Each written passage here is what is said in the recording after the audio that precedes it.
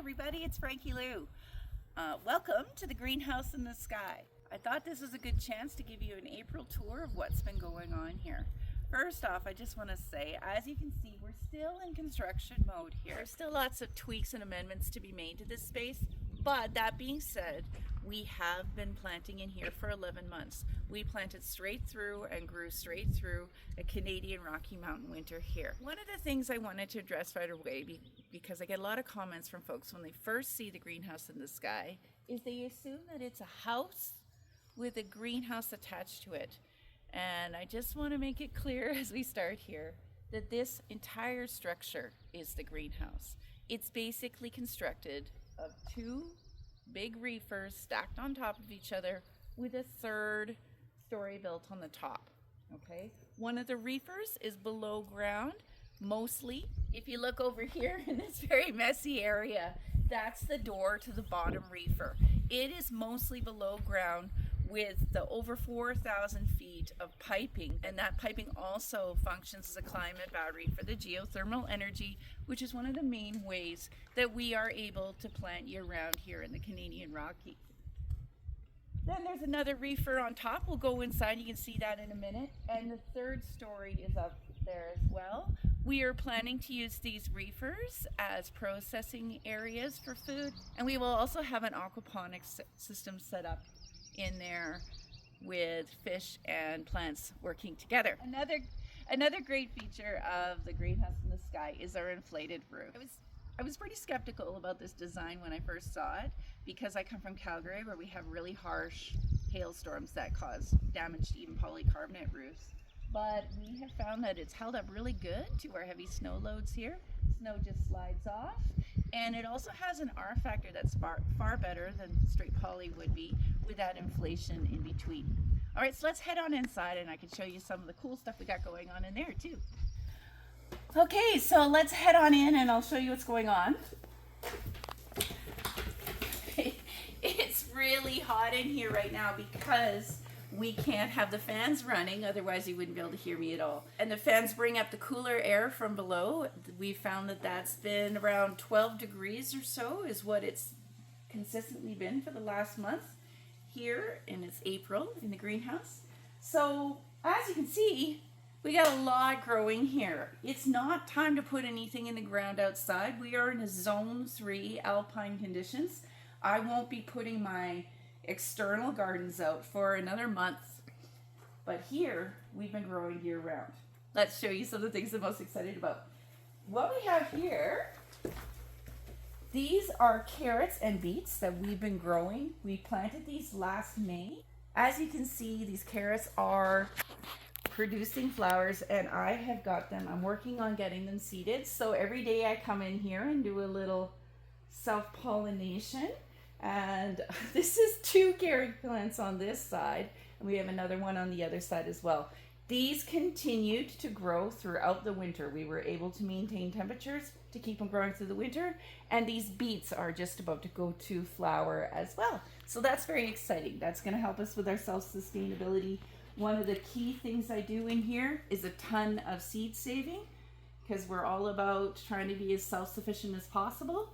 And the more that we can produce stuff from the previous generations, the better. I'm pretty excited because I don't know if you can see it. There is a little mason bee that's flying around in here. And that's another wonderful thing that these carrot flowers have been great at. We're attempting to grow here without any herbicide and pesticides. So one of the ways that we do that is by maintaining healthy, beneficial insect populations. So I've got some ladybug larvae going crazy in here. And throughout the winter, we've been able to maintain hoverflies, mason bees, ladybugs, and tons of spiders. And these have done a really great job at keeping some of the pest populations like aphids under control. It's very exciting. I've been able to watch ladybugs lay eggs in here. And as I said, there's a little mason bee flying around right now in here. So that's pretty exciting for me. And that means that we're getting pollination year round. I am maybe overdoing it with the self-pollination, but I really want these carrot seeds to work out. All right, so if we come through here, you can see that I got tons of flowers in here. These are all companion plants that we're using both to attract the beneficial insects, provide food for the beneficial insects, help to ward off some of the pests. We've got borage, calendula, nasturtiums. The nasturtiums, if we look over here, the nasturtiums have been thriving throughout the winter. They've been doing really amazing. We've got radish flower. This I'm using as both a beneficial insect attractor and a pest attractor. And I will be able to harvest radish pods off here soon. If you look all along here, I've planted a whole bunch of smaller pods.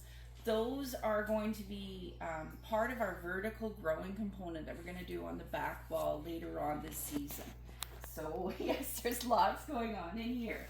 I've got all my tomato seedlings ready to go here, and a whole bunch of other plants growing along the windowsill. I have found that I haven't had to use any heat mats to get stuff generating, because honestly, this metal bench has been operating as a heating mat for me, and I've got tomatoes and peppers and all sorts of hot heat-loving herbs growing up on here too.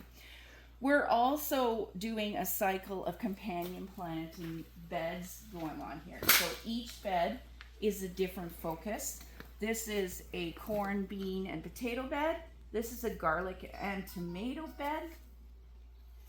This is a brassica bed. And over here we have a more traditional companion plant combo that most folks know of, the Three Sisters, where we've got squash, beans, and corn growing together. And we did these 4 beds last year. They've just now been cycled through. We keep cycling these different raised bed companion plants so that that's part of how we're maintaining our soil being nourished in here. You'll notice as you look around here that there's a lot of upcycling. That's been a big part of what we've done here, is we've tried to repurpose and reuse as many things as possible. These guardrails are fantastic. They'll never rot. They maintain the heat of the bed, so much so actually that with lettuces we have to be careful we don't plant them too close. But we're going to do a few little tweaks and turns on this as well to make it so that even the cool loving plants will be more comfortable in these. As you can see, we have tons of room for vertical growth here, and if you want to see how well the vertical growth went last year, please do check on the channel for some of my squash battles. From 2 spaghetti squash plants that we had growing vertically along this front window, we gathered over 120 pounds of vegetable last year. So yes, very excited about the kind of growth we're getting on here. Now over here, I love this little section. We were able to maintain figs, pomegranates, bay laurel, lemon verbena throughout the winter, and they thrived and did well. So we decided to install this avocado tree, which isn't as happy. I think we kept it in stasis too long before sticking it in here, and these 2 citrus trees as well. We also have grapevines going throughout this. There's 3 different grapevines in here, and if you look over there, we have our chicken coop as well, which we have attached here so we can provide consistent water and air. Our chickens were incredibly comfortable because they were associated with the greenhouse here last year. So another thing we have going on is we have another property that we have to create a whole bunch of planters for. So that's a lot of what you see happening here. And I've been doing a ton of propagating in my wonderful little milk jugs here. So I've even been propagating some of my, this plant here is a very, very mature broccolini plant from last year's cycle that I simply keep around for taking cuttings from and propagating new broccolini. That's been one of the wonderful benefits of having the year-round growing, is I don't have to plant everything from seed. I'm able to take propagations from nasturtium plants, from broccolini, from all these wonderful herbs here, and we're going to be able to fill out planters in other areas from just stuff that we've been able to take cuttings from here. These garlic that were planted in November, we're hoping to be seeing some scapes out of those soon. And prior to putting the tomatoes in here just a couple weeks ago with the garlic, we harvested over 4.5 pounds of orash, which is a winter spinach, out of here as well. So we're constantly thinking about how we can make the most of this space. As I take the greens away, I put new ones in.